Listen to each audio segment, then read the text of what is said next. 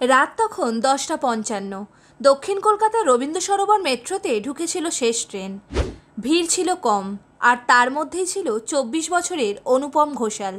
বন্ধুদের বলেছিল ভয় কিসে, একা ট্রেনেও মজা আছে। কিন্তু সেই রাতেই সে হারিয়ে যায়। পরদিন সকাল, অনুপমের ফোন সুইচ অফ, বাড়িতে পৌঁছয়নি সে।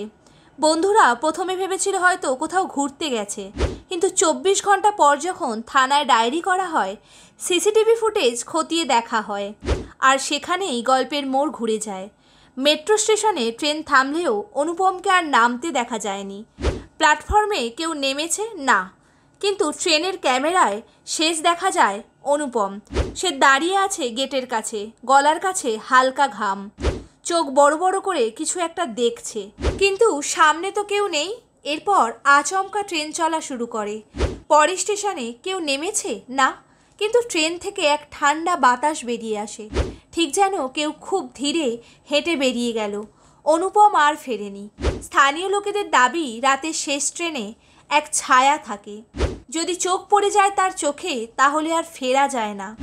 রবীন্দ্র সরোবর শুধু একটা মেট্রো স্টেশন নয়, এটা শহরের এক রহস্যময় গহ্বর, যেখানে শেষ ট্রেন শেষ হয়ে যায় কারো জীবনেই।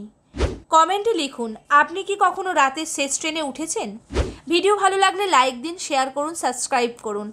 আর হ্যাঁ, রাত 10:55 ট্রেনটা ধরবেন তো, নাকি ও অপেক্ষা করছে আপনার জন্য?